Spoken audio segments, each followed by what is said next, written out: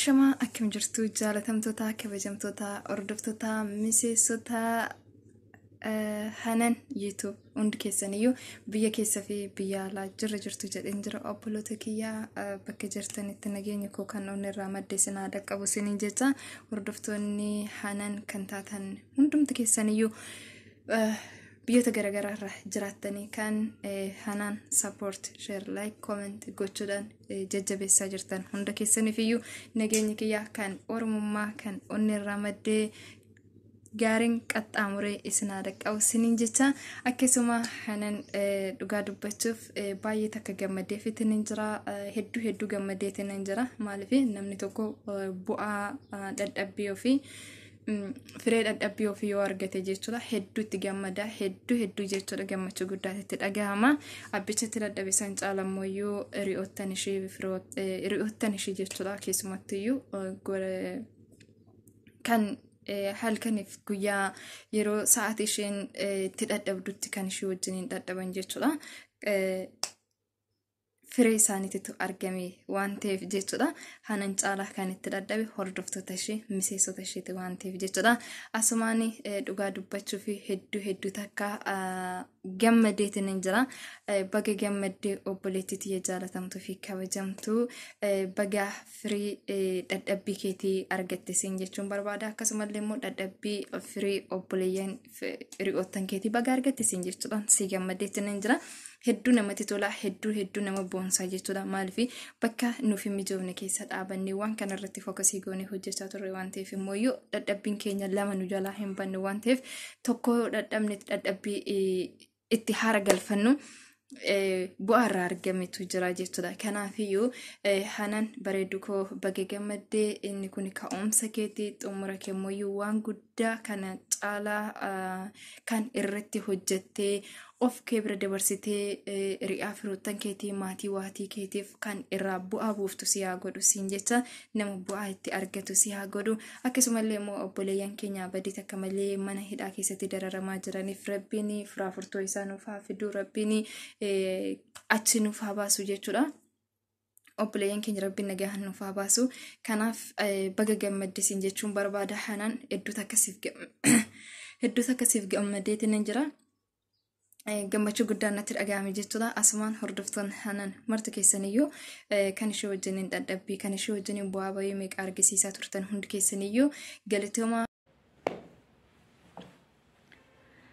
Ashama akkam jirtan kabajamtootaa fi hordoftoota Hinaantuu baga jiraatanii baga jiraanne isiniin jedha Hinaantuu obboleettii teennaa qaalii gaarii namaa baga gammaddee gammachuun ta'e gammachuu ta'enna haaluma kanaan itti fufi viidiyoo bareedaa uummanni sirraa jaalatu hojjedhuuti as bahiiti uummata kee gammachiisiin jenna immoo baga gammaddee congratulations siin jedhee jira ani obboleettiin ta'e Rooziin jechuudha warroonni Rooziidhaaf maatii hin ta'in ammoo kottaatii maatii ta'aa fi akkuma sheeriillee dhaqqabdu godhaan isiniin jedha kun dhaamsa kiyya itti aansuudhaan ammootu Hinaantuu fi jabeessaa bira dhaabadhaa cinaa isii dhaabadhaati akka itiin kana caala hojjettu akka isin gootan abdii guddaa qabna ilmaan Oromoo isiniin jenna nuti malee nama biraa hin qabnu kottaa wal haa jabeessinu wal jabeessaa Hinaan hin cinaa dhaabadhaati congratulations jedhaani baga gammaddee baga gammanni walumaanu inshallah bakka kee ati jetti kana nus gahuuf deemna kanumaanu itti fufaa Oromootii qaalii isin jaalanna isin kabajna akkuma kanatti itti fufaa wal gargaaraa waliif maatii ta'aa isiniin jedhee dhaamsa kiyya nagaa keessa jiraadha isin jaaladha baay Ashamaa jirtu daawwattoota fi jaalatamtoota warra YouTube Hinaan jalatti argamtan akkam jirtu fayyaa keessanii nagaa jirtu ani nagaa kooti galata rabbii anillee warra nan beekneef sabboontuu Arsii jedha YouTube chaanaaliin kiyya egaa har'a YouTube Hinaan irratti studio Hinaan irratti dhufee Hinaan milkaa'ina ishiitii fi carraa kanaan ishii jajjabeessuu baga milkoofte jechuunidhaaf naaf feeruu keetiif Hinaan galatoomis siin jedha maqaa daawwattoota keetiitiin akkuma san immoo Hinaan obboleettii kiyya qaalii baga milkoofte congratulations siin jedheen jira baga guyyaa dadhabbii kee firee ishii argitee namni dadhabuu qofa osoo hin ta'in guyyaa firee isaa argee hedduu gammada hedduu itti tola waan ta'eef hamilee taa'aaf waan ta'eef baga gammadde gammachuun kee gammachuu kootidha baga guyyaa firee keetii argitee si jechuun jaalladha. Egaa guyyaan illee narraa fagaatee guyyaan illee na jalaa turu har'a garuu carraa kanaan dhufee YouTube studio keetitti affeerraa na affeertee iyyamamtuu taatee akka inni YouTube keetii irratti affeerramu waan na taasisteef hedduu galatoomissiin jedha. Akkuma kana immoo deebisee daawwattoota hinaanis immoo galateeffachuun barbaada. Maaliif subscribe takkarraa kaastanii kuma tokkoon geessanii ulaagaa YouTube hunda guuttanii bukkee dhaabbattanii warri sheeriidhaan warri subscribeidhaan warri laayikiidhaan warri amshir obboleettii koo hin dadhabde har'a dadhabda malee buru guyyaa aarsaa kaffalte kan hin argatta jettanii warri jajjabeessitanii bakkee kanaan geessan hedduu sin galateeffachuun barbaada.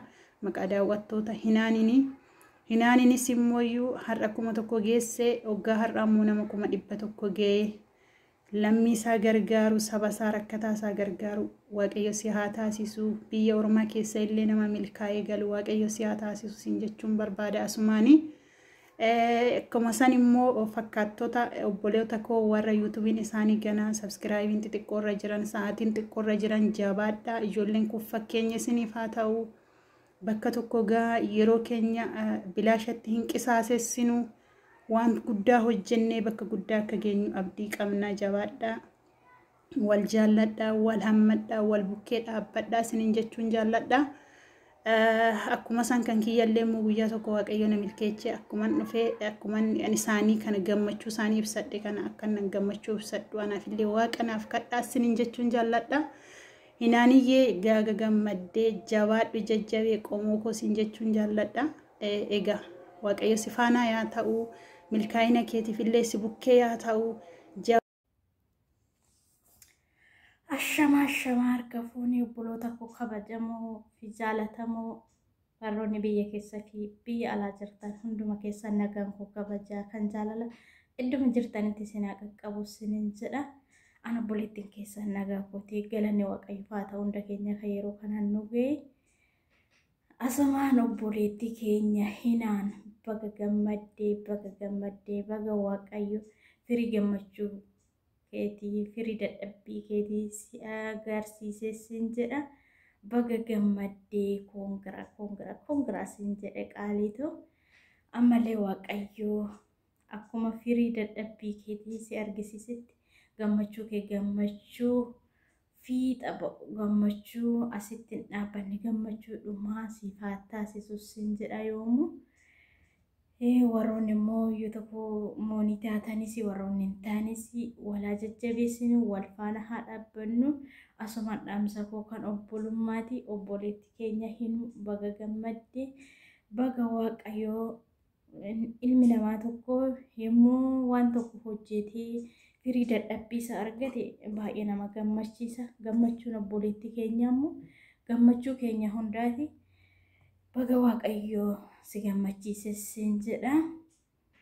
Ammas jabaadhu wanta kanaa olii wanta kana caalu akka ati hojjettee biyyaafis nuufis barumsa gaarii akka fakkeenya taatu abdii sirraa qabna sin jedha obboleetti koo jaalatamtuu fi qaalii. Iddoo jirtanitti horaa bulaatii deebanaa sin jedha obboloota koo fayyaanaaf ta'a. Hinuu koo jabaadhu si faana jirra.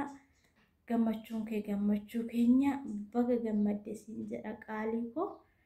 Iddoo jirtanitti hundumti keessan fayyaanaa ta'a. Walaa jajjabeessinu wal faana haa dhaabbannu. Yoomiyyuu nuti Oromoon tokko waan taaneef harka walaa qabannu sin jedha obboloota koo. Wal biran tarina warroonni guddatanis warroota ganaa jiran akka harka qabdanii akka wal jajjabeessitan warroonni monitaayizii taatanis immoo waan namni viidiyoo dirqama sin ilaallachuu siniif ilaaluu qaba. Laayikii siniif godhamuu qaba. Sinis warroonni ganaa jirtan warra moonii ta'anii jajjabeessaa viidiyoo isaanii ilaalaa fi laayikiis immoo YouTube godhaa fi sinin jedha fayyaanaa ta'a. Bye bye. Akkam jirtanii akkam sa'aatiin jechaan hordoftoonni inaantuu fi hundumti keessanuu baga nagaa taatan baga fayyaa taatan isin jechaa baga jiraattanii baga eeggamtanii sa'aatii kana geessanii hordoftoonni inaan hundumti keessanuu hinaan obboleettii qaalii baga gammaddee baga guyyaa firii dadhabbii keetii argitee baga itti si geessin jechaati. Baga gammaddee sin jedha. Akkasumas immoo gammachuun kee kun gammachuu milkii kan immoo itti milkooftee ammallee itti milkooftee sirriitti ittiin guddattee baga guddaa geessee ittiin biyya kee gargaaru ittiin immoo dhaloota dhufu barsiisu waaqayyo siif haa taasisu jechaati. Baga gammaddee irra deebi'uudhaan baga gammaddee siin jedhe naan qaalii nama. Dadhabbiin kee dadhabbii hunda keenyati waliin dadhabnee bakka kanaan geenye baga nu gammachiise siin jedha irra deebi'uudhaanii baay'ee tokko natti tolee jira. Namni tokko waan tokko hin hojjenna jedhee itti karoorsee wanti sun yoo galma ga'eef baay'ee das nama jedha. Baay'ee tokko namatti tolaa. Biyya namaa keessa teenyee mana namaa teenyee dadhabni odoo hin jenne hirribatti dhabne bakka yeroo boqonnaa keenya itti gubnee sa'aatii kanarra ga'uun baay'ee tokko namatti tolan siin jedha. Baga gammaddee irra deebi'uudhaanii akkasuma hordoftoonni isheetis immoo warri jajjabeessitanii bukkee dhaabbattanii waan hundaan ishii bira dhaabbattan guddaa galatoomaan isiniin jedha. Galanni keessan bilisummaa haa ta'uun isiniin jedha obboleettii keenya qaqqaalii. Ammas immoo akkasuma ga'ee jedhuu hin jenne kun jalqaba malee xumura jechuu miti. Akkasuma waan hojjennu tokko wal bira dhaabbachuudhaan namni tokko homaa gochuu hin danda'u tokko kophaa hin hara malee hin boba'uudhaanii akkasuma wal gargaaruudhaan akkuma kanaan duraa wal bira dhaabbachuudhaan wal guddisuudhaan walaa guddisnu kanarra reessiin jedha. Amma immoo obboleettii xiyyaa baga gammaddee kongireeshin siin jedheen jira. Nama ittiin biyya kee guddisu, nama ittiin dhaloota barsiisu, nama ittiin rakkataa gargaaru si haa taasisu. Guddina irratti siif haa dabalu siin jedha. Baay'ee tokko sii gammadee baga gammaddee atillee hundumti keenya iyyuu sii gammannee jirra. Baga gammaddee baga guyyaa dadhabbii keetii argite siin jedha. Aynaan qaalii namaa. Innaan waan tokko yeroo hojjennu itti karoorfannee waan manaa baaneef waan itti karoorfanne san immoo yoo itti milkoofne yoo itti galma geenye baay'eetu. Ashamaa akkam jirtan kabajamtootaa fi jaalatamtoota maatii Hinaan Tuubii jalatti kan argamtan biyya keessaa fi biyya alaa kan jirtani.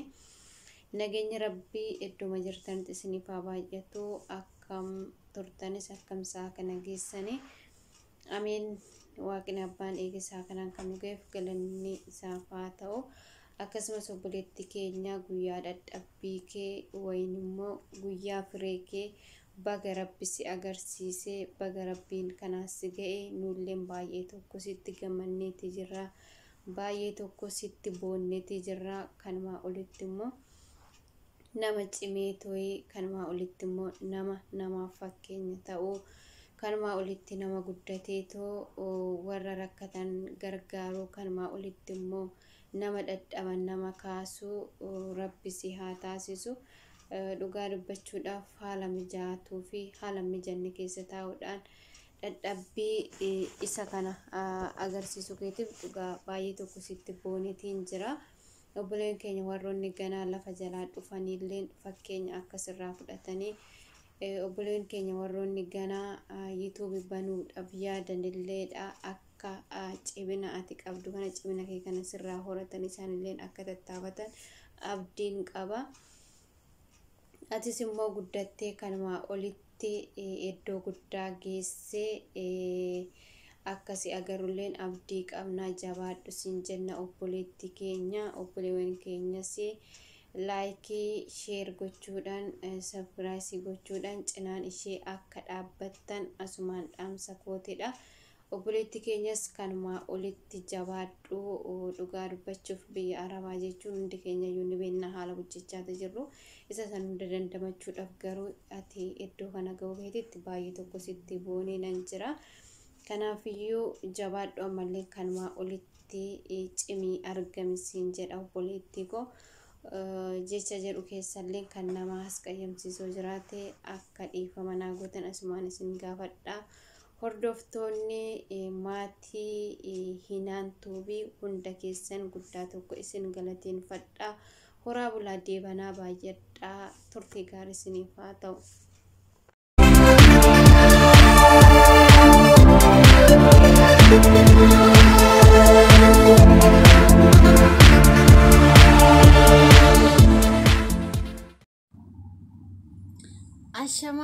harka fuudhee kabajamtootaa fi jaalatamtoota Hinaantub akkam jirtu fayyaa keessanii jirtu ani jira galata waaqayyo isinis baga jiraattanii baga saafii yeroo kana geessan isinin jedha ani obboleettiin keessan nagaa qaba isinis baga nagaa taatanii ani maqaan koo Maartii Tuubin jedhama warra nan beekneef akkasuma guyyaa har'aa obboleettii teenya Hinaantub jaalatamtuu fi kabajamtuu guyyaa har'aa isheedhaaf gammachuu guddaa qaba baga gammaddeen jedhaanii baga milkoofte obboleettii koon jechuu jaaladhaani akkasumas immoo wanta milkoofte kanaan immoo gara fuulduraatti hojii cimaa hojjattee hojii milkii hojjattee warroota iddoo kana hin geenye akka gahan taasistu abdii guddaan siif qaba obboleettii koo kanaafuu jabaadhu hojjadhu wanti hunduu hin danda'ama wanta hundaa hin dandeessaa ati wanti hin danda'amne hin jiru waan hunduu hin danda'ama waan ta'eef wanta milkoofte kanarratti dabalee caalchisee kan milkii kan milkaa'inaa kan doolaaraa akka barbaaddetti hartu akkasumas immoo warroota iddoo kana ga'uu hin dandeenye fakkeenya guddaa taate isaanillee akka iddoo kana ga'an akka taasistu qaba kanaafuu jabaadhu si cinaa jirra wantoota ati hojii hojjetu hunda si cinaa jirraa si jajjabeessinaa si wajjin jirraa baay'een si jaaladha baay'een si kabajaa ati cimtuudha nama gaariidha hawwii guddaa qabu nama iddoo guddaa deemuudhaaf iddoo guddaa ga'uudhaaf hawwii guddaa qabudha kanaafuu isinan jaaladha warroonni immoo hordoftoonni ishee taatan hundumti keessaanuu laayikii godhuudhaan ishee jajjabeessaa wantoonni isheen hojjettu hunda isheen kanaafuu jajjabeessaa isiniin jechuun jaaladhaa nu bira hojjedhaa anillee akkasuma